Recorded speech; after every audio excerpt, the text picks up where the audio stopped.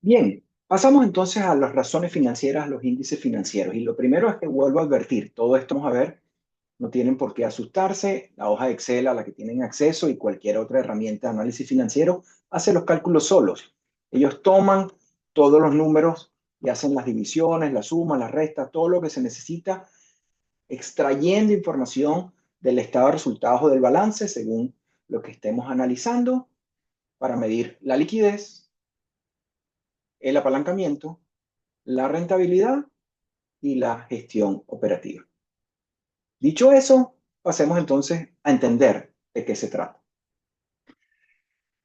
Estas, digamos, son las principales financieras. Hay muchas otras, vamos a describir esta, cuya cualidad es que me permiten, como dice ahí, examinar y explorar las razones de por qué se movió. Si saco el número y después la clave, por supuesto, está en por qué sucedió lo que sucedió. Explicaciones internas, explicaciones externas, en todo caso, es sacar de los estados financieros un bosque en el que me pierdo, 15 o 16 indicadores que me permiten saber dónde estoy parado y explicar lo que le está pasando al negocio. Lente número uno, lente de la liquidez. Esto lo que pretende decir es, ¿cuál es tu capacidad de pagar a corto plazo lo que debes a corto plazo?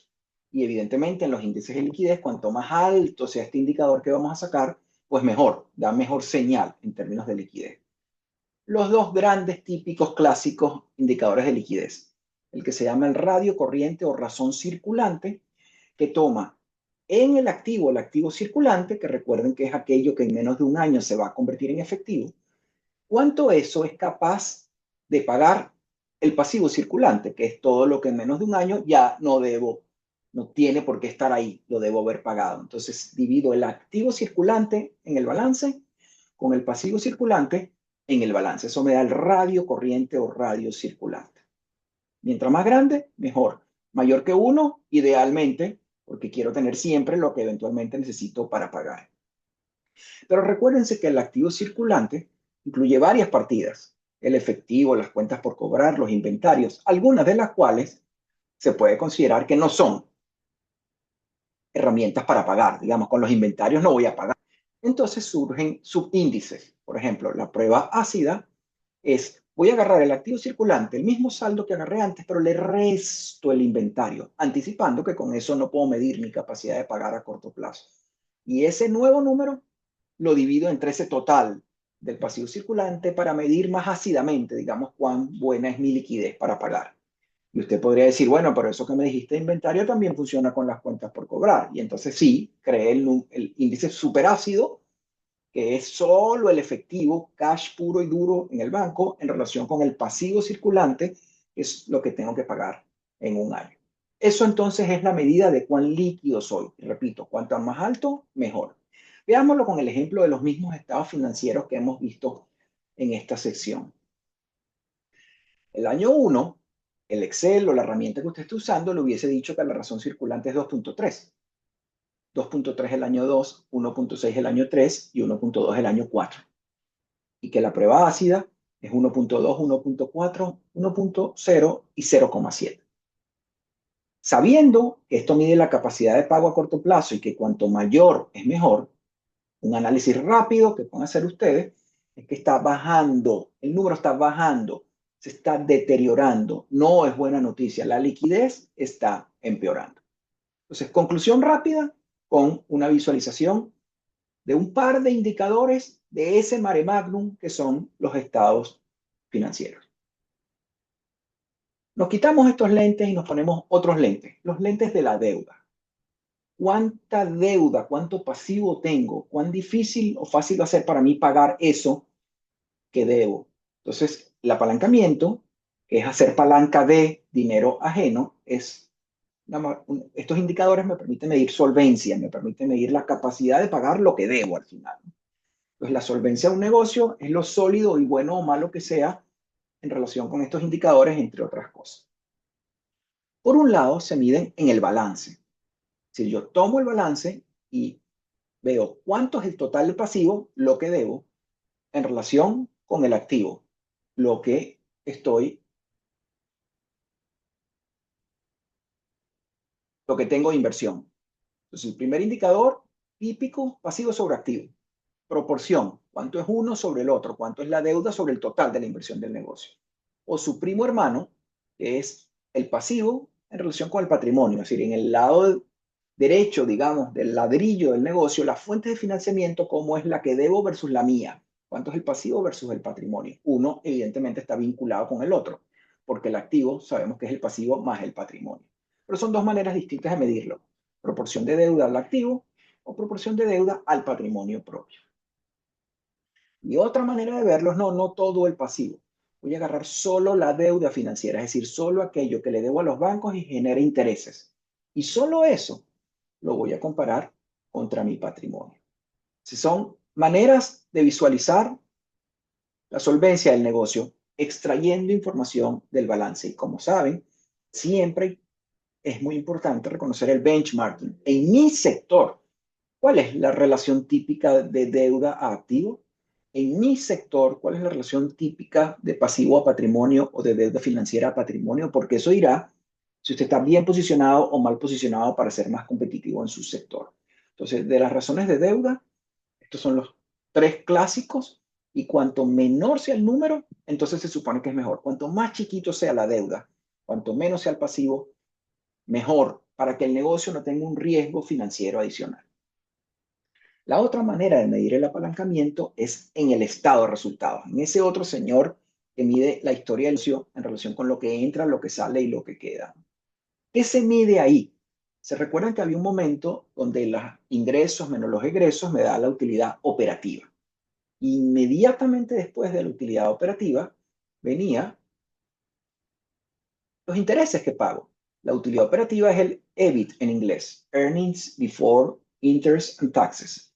Entonces, la línea justo después es pagos de intereses financieros o pagos de intereses por deuda financiera. Bueno, lo que mido es la cobertura. ¿Cuán grandote es lo que me gano, llamado utilidad operativa, en relación con la necesidad y obligación que tengo de pagar intereses? Y aquí, pues cuanto mayor sea el valor, mejor. Cuanto más grande sea la cobertura, el embudo es más grandote en relación con la siguiente línea que resta, que es los intereses. Buena noticia. Y una manera más ácida de ver esto es el EBIT, pero no solo contra los intereses que aparecen de hecho en el estado de resultados, sino contra los intereses más ese pedacito de capital o de amortización del préstamo que también tengo que incorporar en el próximo pago. Una manera más ácida de verlo. Entonces, cobertura se ve en el estado de resultados. Las razones de endeudamiento o el apalancamiento se ven en el balance. Dos formas de interpretar lo bien o lo mal que estoy en apalancamiento. Veamos lo que hubiese dado en algo como lo que los estados financieros que estamos viendo. Recuérdense que el endeudamiento es cuán pesado es el pasivo versus el total del negocio y cuanto más chiquito sea ese valor, somos más felices.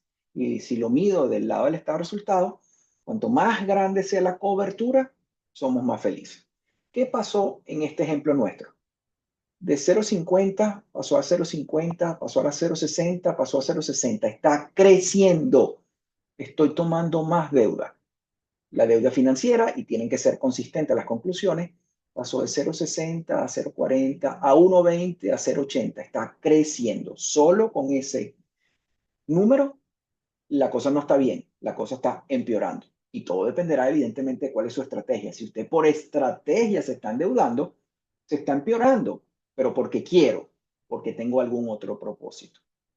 Mido, por otro lado, la cobertura. ¿Cuán grande es la utilidad operativa en relación con los intereses?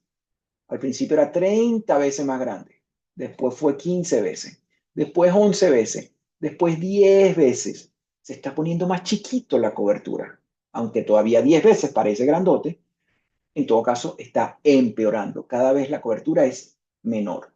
Entonces, desde el punto de vista de los indicadores de apalancamiento, la evolución, lo que estoy viendo es que está empeorando. Estoy tomando más deuda. Déjenme dar un ejemplo donde estos indicadores de cobertura clásicamente se utilizan.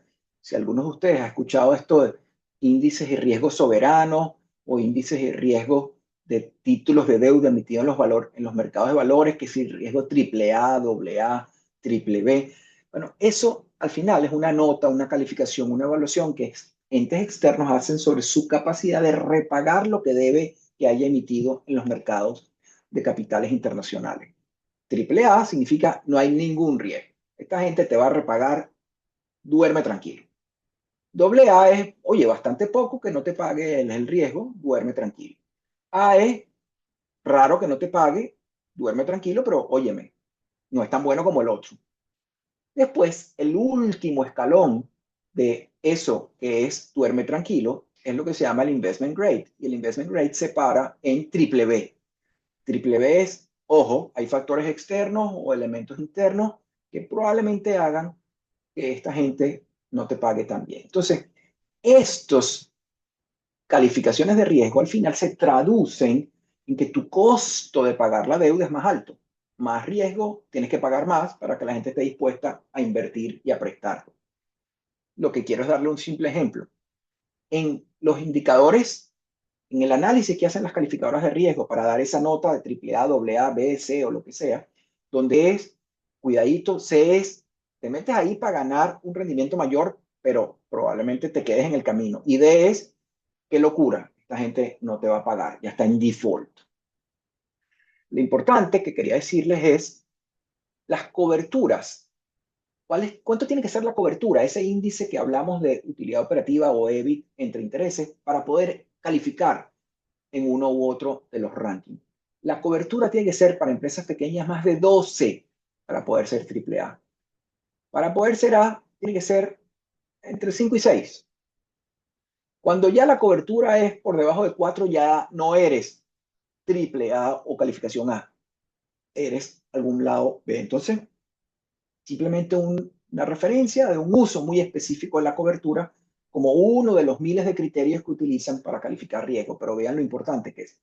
Tener 10 o 12 veces de cobertura le da tranquilidad a quien quiera que te preste. Tener 4 veces de cobertura, que parece mucho, es tranquilidad, pero no tanto. Y ya tener una o dos veces de cobertura o medio es, evidentemente pasas a riesgos y tienes que pagar más de interés. 1, 2, 3, 4, 5, 6, 10 puntos más de lo que paga el libre de riesgo.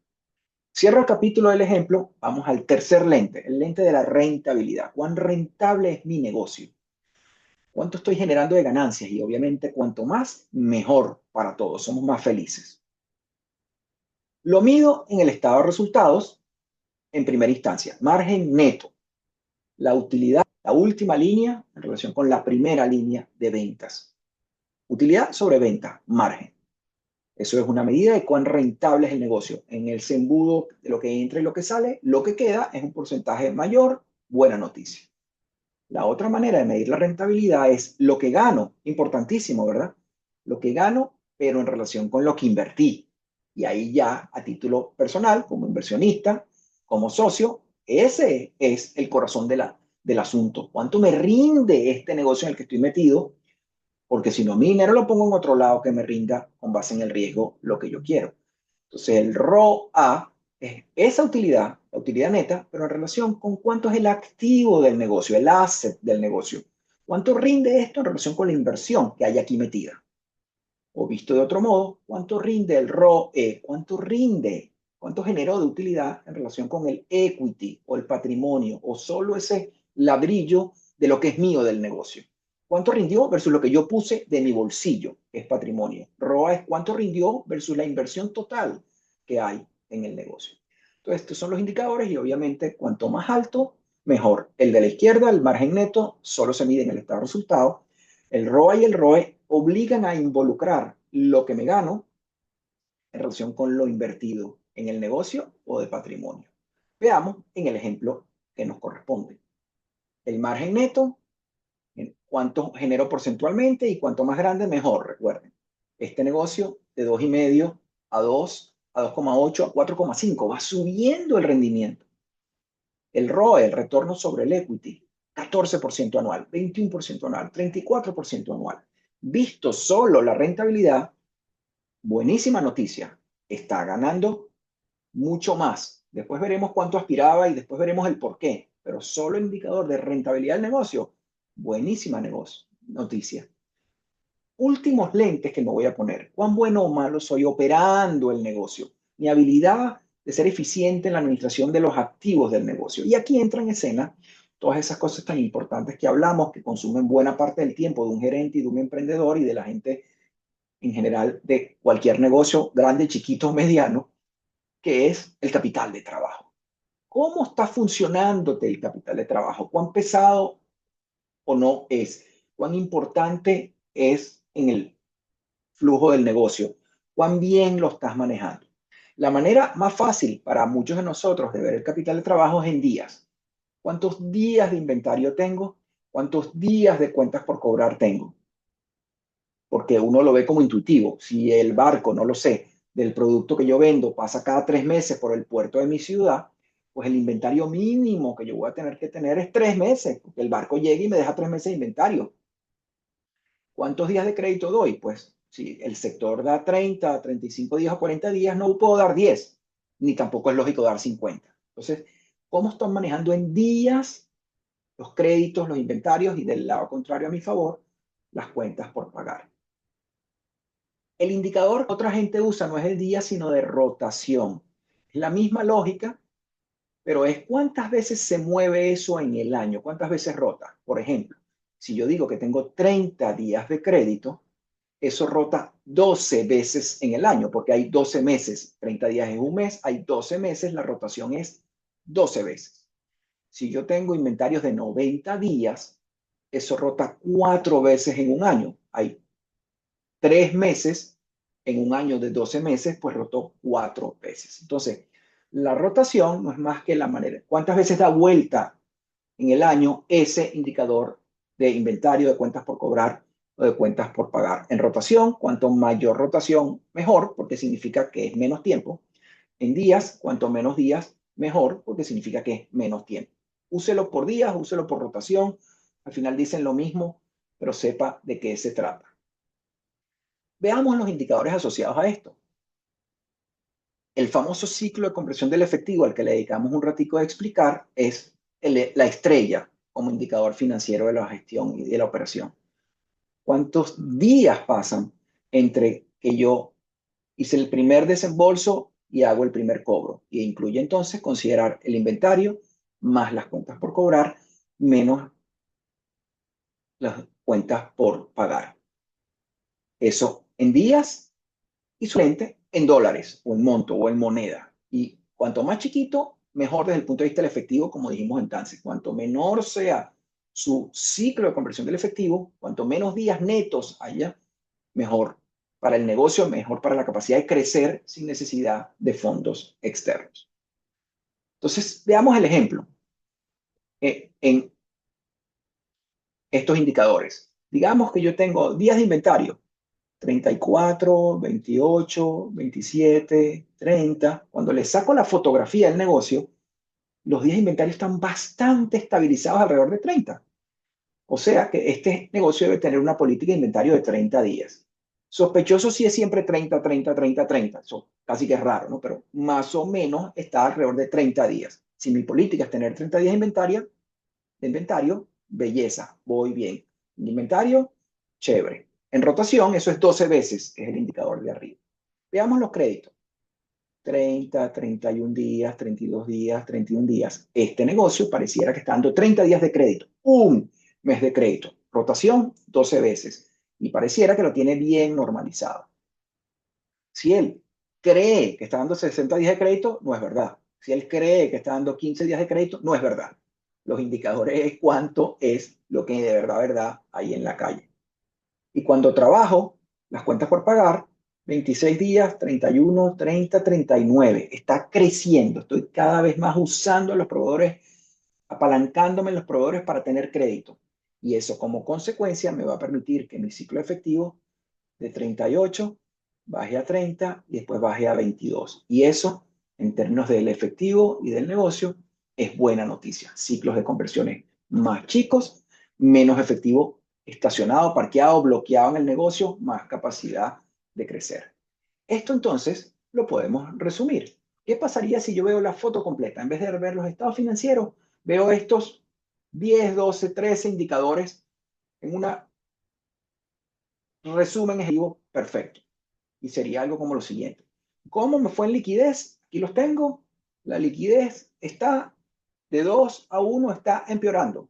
Siempre, siempre comparándome contra el benchmarking, que es lo lógico en mi sector, que es lo lógico en este momento, cuál es la referencia que debo seguir. La liquidez está empeorando, está bajando. ¿Cómo le fue el apalancamiento? De 0,5 a 0,6, la cobertura de 30 bajó a 10. Solo el indicador de apalancamiento parece estar empeorando. ¿Cómo le fue a la rentabilidad? De 2,5 a 4,5 el margen, de 14 a 34 el ROE. Caramba, está mejorando. ¿Y cómo fue con el cuarto lente, el lente de la operación? Inventarios más o menos estabilizados, cuentas por cobrar estabilizadas, ciclo de efectivo bajando. Caramba, bastante bien. Entonces aquí resumo dos visiones peores, dos visiones mejores y se visualiza lo que dijimos al principio.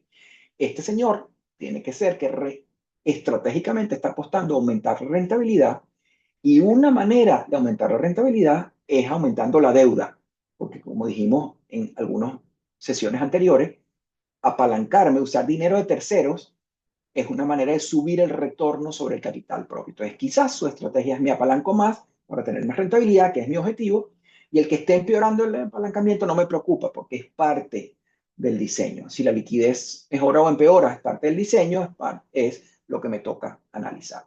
De manera, entonces, esta fotografía de unos cuantos numeritos de las razones, indicadores o radio financiero me permite visualizar todo ese bosque de cifras que son los estados financieros de una manera mucho más sencilla, a ver dónde estoy parado, cómo me fue versus lo que yo esperaba, cómo me va, cómo me fue con respecto al sector, qué debo hacer. Eso es entonces lo interesante, lo que deben saber de estados financieros y el análisis de estados financieros mediante radios.